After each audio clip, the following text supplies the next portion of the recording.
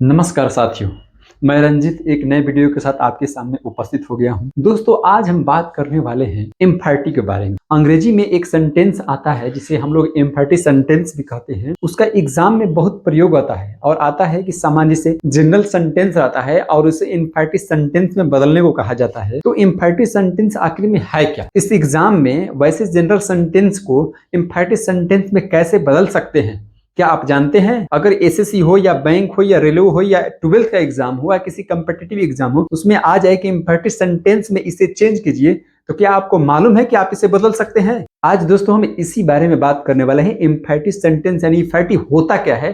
तो चलिए हम लोग शुरू करते हैं वीडियो।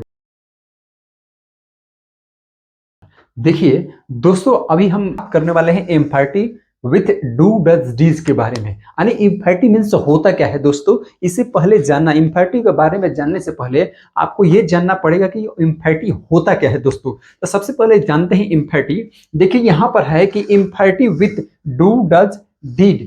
किसी भी सेंटेंस में अगर डू डज डीड का प्रयोग अगर वर्ब से हम लोग पहले कर देते हैं तो वो दोस्तों हो जाता है एम्फैटी के अंतर्गत। एम्फैटी मतलब होता क्या है दोस्तों, देखिए लिखा है मैंने, एम्फैटी मीन्स होता है जोरदार, यानी किसी बात को जोर देकर कहना। किसी बात को जोर देकर कहना ही एम्फैटिव कहलाता है। एम्फैटी मीन्स होता ही है जोरदार। जैसे देखिए मैंने इसका डिफिनेशन लिखा हुआ है कि मेन वर्ब के पहले डू डज डीड का प्रयोग करना ही एम्फैटिव कहलाता है। जो भी मेन वर्ब है, जैसे हेल्प, प्ले, रीड, वॉक, ये जो मेन वर्ब है इसके पहले अगर डू डज और डीड का हम लोग प्रयोग कर देते हैं, पास्ट टेंस में डिड का प्रयोग होगा और प्रेजेंट में डू डज का प्रयोग होगा, तो इसे ही हम लोग कहते हैं एम्फैटिव। देखिए दो तरह के एम्फैटिव होते हैं, एक होता है एम्फैटिव हो गया और दूसरा होता है नॉन एम्फैटिव। देखिए इसमें है ना नॉन एम्फैटिव। एम्फैटिव में होता है कि एड डू डज डिड, जिसमें डू डज डिड का प्रयोग हो गया वही कहलाएगा एम्फैटिव, और जिसमें डू डज डिड का रिमूव कर दिया गया यानी हटा दिया गया वो दोस्तों कहलाएगा नॉन एम्फैटिव कहलाएगा। यही दोनों में दोस्तों डिफरेंट है, दोनों में अभी मैं एग्जाम्पल देकर आपको सारी बातें क्लियर कर दूंगा दोस्तों कि आखिर में एम्फैटिक सेंटेंस जो है कैसे बनता है। कोई भी जनरल सेंटेंस है उसे एम्फैटिक सेंटेंस में बनाना हो तो किस प्रकार बनाएंगे, आइए एग्जाम्पल से समझते हैं। तो गौर करने वाली बात यहां पर है, अगर सिंपल प्रेजेंट की बात आ जाए तो उसमें डू डज का प्रयोग करते हैं एम्फैटिक बनाने के लिए, और इसमें V1 का प्रयोग, यानी जब भी आएगा एम्फैटिक से डू डज का प्रयोग हुआ तो उसमें V1 का प्रयोग होगा, उसके अलावा कोई प्रयोग नहीं होगा, V5 नहीं होगा। अगर सिंपल पास्ट है यानी पास्ट इंडेफिनिट आ जाए तो हम लोग डीड का प्रयोग करेंगे एम्फैटिक बनाते समय, और वहां पर भी हम लोग V1 का प्रयोग करेंगे। जैसा कि सेंटेंस में टेंस में आप लोगों ने पढ़ा होगा कि डीड का जब भी प्रयोग होता है तो वहां पर V2 के अलावा V1 हो जाता है। अब दूसरी बात देखिए, एग्जाम्पल से समझाता हूं। जैसे मान लीजिए सेंटेंस दिया है, ये सेंटेंस दिया है आपको एग्जाम में कि आई राइट ए लेटर। ये सिंपल क्या है, ये सिंपल प्रेजेंट है यानी प्रेजेंट इंडेफिनिट टेंस है। आई राइट ए लेटर, और इसे कहा जाए कि आप इसे एम्फैटिक में बदलिए, तो किस प्रकार बदलेंगे दोस्तों? देखिए यहां पर बदलने को मैं दिखाता हूं। एम्फैटिक बदलने का प्रयोग, एम्फैटिक क्या कहता है कि हमारे अंदर डू डज डिज का प्रयोग कर दिया। तो यहां पर दोस्तों है आई राइट ए लेटर, तो हम जान गए कि ये सिंपल प्रेजेंट है, तो जस्ट इसी प्रकार लिखेंगे कि आई और मेन वर्ब से पहले हम लोग क्या प्रयोग करेंगे, डू या डज का। तो आई के साथ लगता है डू, तो यहां पर डू राइट अ लेटर। ये जो दोस्तों हो गया है, ये हो गया एम्फैटिक। ये क्या होगा सेंटेंस, ये एम्फैटिक सेंटेंस होगा। जैसे आई राइट ए लेटर यहां पर लिखे हुए हैं, अगर इसका एम्फैटिक चेंज किया गया तो I do write a letter. ये जो डू लगा है मेन वर्ब के पहले वो होता है एम्फैटिक सेंटेंस। दूसरे एग्जाम्पल की ओर गौर करते हैं दोस्तों। देखिए यहां पर है दोस्तों कि I writes, he writes a letter, यहां पर है वही जहां पर अब ही है यहां पर, तो यहां पर हम ही का ही सब्जेक्ट एडजेक्टिव, यहां पर राइट्स के पहले यहां पर ही है सिंगुलर और थर्ड पर्सन, इसलिए यहां पर क्या प्रयोग होगा, डज का प्रयोग होगा, डज राइट। अब यहां पर देखिए राइट्स है, यहां पर हम लोग राइट लिखेंगे ए लेटर। यहां पर दोस्तों ये हो गया, क्या हो गया, ये एम्फैटिक में चेंज हो गया। अब आता है देखिए इट रेन्स, यहां पर इट लगा है और इट रेन्स की बात हो रही है, तो हम लोग क्या लिखेंगे, इट डज, क्योंकि इट सिंगुलर है और यहां पर थर्ड पर्सन में आता है तो इट रेन लिख देंगे।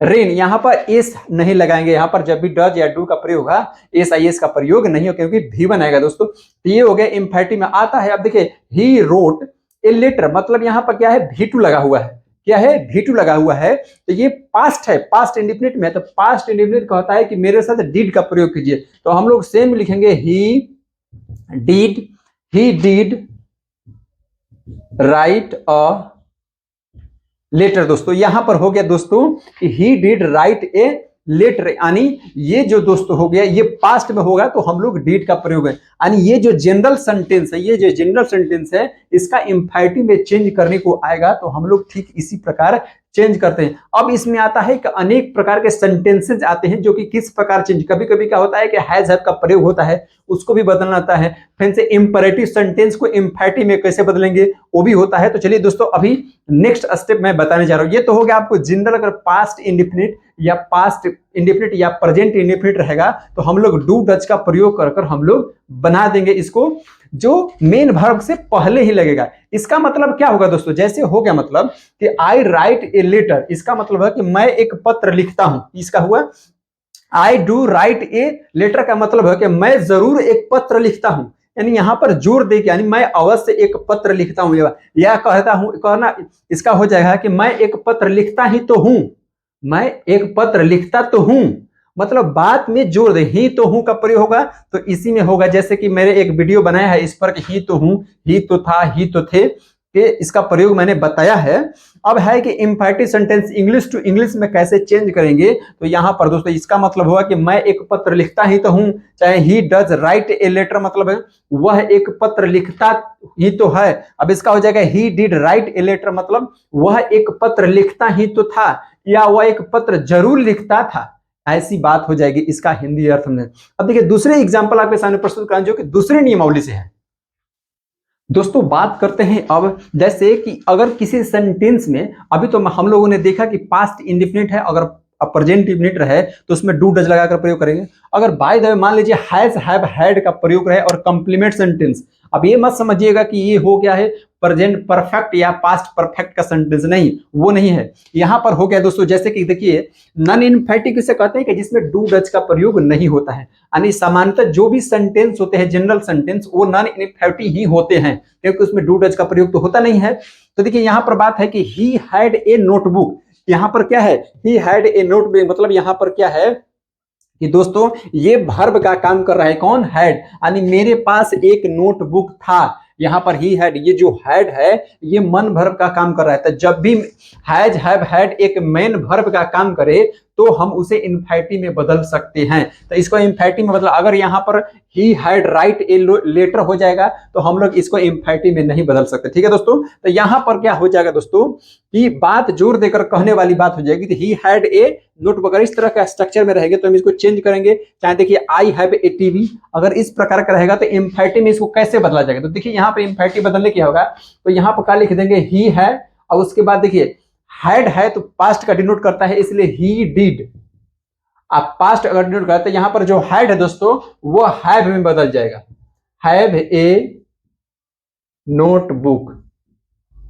सेंटेंस कोई भी हो, हैड लगा हो, हैव लगा हो या हैज लगा हो, लेकिन जब भी अगर इंफिनिटिव में बदलेंगे तो यहां पर हैव का प्रयोग हो जाएगा, यानी इंफिनिटिव में जब भी प्रयोग करेंगे तो वहां पर क्या हो जाएगा हैव का प्रयोग होगा, न कि हैज लगाएगा न कि हैव लगेगा। जैसे जैसे जैसे लिखा है कि आई हैव ए टीवी, तो यहां पर लिखेंगे दोस्तों या आई हैव, यानी यहां पर डू लगेगा आई के साथ, क्योंकि यहां पर हैज हैव प्रेजेंट है तो यहां पर हैव लगेगा अ टीवी हो जाएगा, ये सही हो गया, ये इंफिनिटिव में चेंज हो गया। अब देखिए सी हैज एन इयररिंग, अब यहां पर देखिए सी ये हैज है यानी प्रेजेंट है तो यहां पर लिखेंगे हम लोग डज हैव एन इयरिंग दोस्तों। अब यहां पर आप सोचेंगे कि हैव क्यों रहेगा, तो यही दोस्तों है कि यहां पर हैज रहे या हैव रहे या हैड रहे, तो अगर हम डिड लिखते हैं तो ये पास्ट को डिनोट करता है और हैव यहां पर रहेगा, क्योंकि यहां पर हैव एक वर्ब यानी रखने से मतलब है कि अपने पास रखने का सेंस ले, ये अर्थ है यानी वर्ब का काम करता है। मतलब कि जब भी डू डज का प्रयोग होता है, जैसे मैंने पहले बताया कि जब भी डू या डज या डिड का प्रयोग होता है दोस्तों तो इसके पहले V1 लगता है, लगता है। तो देखिए यहाँ पर जो हैड है ये V1 नहीं बल्कि पास्ट का, यानी हैव का पास्ट है हैड, इसलिए यहाँ पर जब ये पास्ट लग जाता है तो V1 यानी हैव ही होगा, इसीलिए यहाँ पर दोस्तों क्या लगेगा, हैव है। जब भी होगा ऐसे सेंटेंस आएगा तो उसमें हैव हैज के बदले, हैड के बदले हम लोग हैव का ही प्रयोग करेंगे अगर डू डट के बाद आता है दोस्तों। अब आता है देखिए सी हैज एन इयरिंग हो गया तो सी है। अब आता है कि ही हैड ए मोबाइल, तो यहाँ पर करेंगे दोस्तों ही। अब देखिए हैड है तो क्या हो गया, यहाँ पर डिड लग जाएगा और यहाँ पर क्या हो जाएगा, हैव ए मोबाइल, मोबाइल दोस्तों। तो ये देखिए हो गया, ये हो गया नॉन इंफिनिटिव और ये होगा दोस्तों इंफिनिटिव सेंटेंस। यानी जब भी आपको इस प्रकार की सेंटेंस आपको मिले जिसमें हैज हैव का प्रयोग और कंप्लीमेंट हो तो हम लोग इसी प्रकार उसका इंफिनिटिव में चेंज करते हैं, अर्थात डू डज डिड का प्रयोग करें सीधे हम लोग हैव का प्रयोग करते हैं, उसके बाद जो कंप्लीमेंट यानी ऑब्जेक्ट है उसे लिखते हैं। आप इसके बदले में हैड के बदले में हैड ना लिखिएगा ना तो बिल्कुल गलत हो जाएगा दोस्तों, इस बात का ख्याल रखिए। ठीक है दोस्तों, अब आते हैं कि इंपरेटिव सेंटेंस का कैसे होगा इंफिनिटिव में बदलना होगा, उस पर ध्यान दीजिए दोस्तों। देखिए दोस्तों, अगर इंपरेटिव सेंटेंस आ जाए उसे इंफिनिटिव में बदलना हो हम लोगों को, जैसे देखिए यहां पर मैंने लिखा है कि इंपरेटिव सेंटेंस को इंफिनिटिव में बदलना, तो इसका रूल क्या है कि मेन वर्ब के पहले डू का प्रयोग होता है।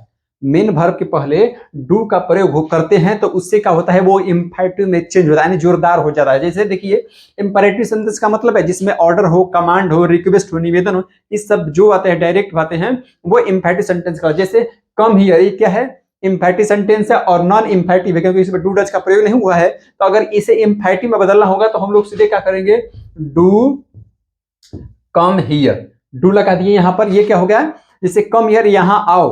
अब यहां पर यहां जरूर आओ बात करेंगे, यहां आओ तो ये बात हो गई, तो इसे डू कम हियर कह सकते हैं। जैसे गो आउट है तो यहां पर लिख सकते हैं डू गो आउट, ये हो गया infinitive sentence. Please give me a letter, अब जो प्लीज है देखिए यहां पर जो प्लीज है जिसे लिखेंगे यहां पर प्लीज दोस्तों है, प्लीज के बाद क्या है मेन वर्ब, और मेन वर्ब के पहले ही हम लोग डू का प्रयोग करेंगे, तो डू का प्रयोग करेंगे इसलिए ये क्या हो गया, इंफिनिटिव हो गया। हो गया ना कि please give me a word, तो यहां पर हो जाएगा वर्ड हो गया। तो यहां पर देखिए यहां पर please give me, please do give me a word हो गया, ये हो गया इंफिनिटिव। जैसे हैव ए रेस्ट नाउ, यहां पर दोस्तों देखिए यहां पर जो हैव है ये क्या है, मेन वर्ब का रोल अदा कर रहा है, तो हम लोग करेंगे do have a rest noun. कहने का मतलब दोस्तों अगर इंपरेटिव सेंटेंस इस प्रकार के आ जाए आपके सामने तो मेन वर्ब के पहले डू का प्रयोग होता है, इसमें डज और डिड का प्रयोग से कोई मतलब नहीं है, तो यहां पर डू का प्रयोग होगा और उस डायरेक्ट हो जाएगा इंफिनिटिव सेंटेंस हो जाएगा। दोस्तों ये जो है यही जो 3 रूल है जो कि इंफिनिटिव सेंटेंस बदलने में आते हैं। अब आता है दोस्तों कि अगर मान लीजिए डायरेक्ट हमको इंफिनिटिव सेंटेंस दिया, उसे कहा जाए कि नॉन इंफिनिटिव में चेंज किए तो कैसे करेंगे, इसके भी तो रूल होना चाहिए। तो चलिए एग्जांपल से मैं समझाता हूं कि अगर इंफिनिटिव दिया रहे और उसे नॉन इंफिनिटिव में बदलना हो तो कैसे बदलेंगे। दोस्तों यहां पर दोस्तों देखिए इंफिनिटिव को नॉन इंफिनिटिव में बदलने कैसे, यानी जो इंफिनिटिव में है उसे नॉन इंफिनिटिव यानी जनरल वाक्य में हम लोग कैसे बदलें। जैसा कि आप जानते हैं कि इंफिनिटिव बनाने के लिए डू डज और डिड का प्रयोग कर दिया जाता है वर्ब से पहले, मेन वर्ब से पहले, तो अब उसी डू डज को हटा देंगे तो वो क्या हो जाएगा दोस्तों, नॉन इंफिनिटिव हो जाए। जैसे देखिए एग्जांपल के तौर पर he does write a letter, यहां पर मेन वर्ब से पहले डज का प्रयोग हुआ है तो ये क्या है इंफिनिटिव सेंटेंस, तो इसे चेंज करेंगे ही और यहां से जो राइट हटा देंगे, यहां पर लिखेंगे राइट्स ए लेटर। अब यहां पर राइट्स क्यों हो गया, क्योंकि ये प्रेजेंट इंडेफिनिट है, डज का प्रयोग हुआ है, तो जब डज हट जाएगा इसके पहले V1 लगता है ना, तो यहां पर जब डज हट गया तो यहां पर तो फिर यहां पर V5 लगेगा क्योंकि ये से इसका प्रयोग तो होगा। ठीक है दोस्तों, अब यहाँ पर सी डिड राइट ए लेटर है, डिड लगा है तो इसका मतलब क्या होगा, पास्ट है, तो इसका मतलब इसमें जो भी होगा वो V2 होगा। क्यों, क्योंकि इंफिनिटिव में डिड के बाद V1 लगता है, तो यहां पर हो जाएगा दोस्तों सी डिड हटा दीजिए, अब यहां से राइट है तो क्या हो जाएगा WROT रोट ए लेटर हो गया। क्यों रूट लिखा गया, इसलिए लिखा गया कि यहां पर V1 है तो ये पास्ट इंडेफिनिट टेंस है, इसलिए यहां पर V2 का प्रयोग होगा दोस्तों, यहां पर यानी V2 का प्रयोग होगा। और यहां पर ये क्या है V1 है क्योंकि ड्यू लगा हुआ था तो V1 है। अब दोस्तों देखिए ही डिड बाय एक पेन, देखिए यहां पर बाय V1 है, ये V1 है ना, और यहां पर डिड का प्रयोग हुआ है, तो इसलिए इसे जब हटाएंगे तो ये क्या हो जाएगा, ये V2 हो जाएगा। जैसे ही लिखेंगे ही डिड हट गया तो क्या हो जाएगा बाई का होता है बाउट ए पेन होगा, यहां पर बाउट ए पेन होगा क्योंकि ये V2 हो गया दोस्तों यहां पर। अब आता है डू कम हियर, तो देखिए ये इंपरेटिव सेंटेंस है जिसका इंफेटिव बनाया गया है, तो सीधे यहां पर डू हटाकर यहां से कह देंगे सीधे कम हियर। ये हो गया क्या, नन, यानी नन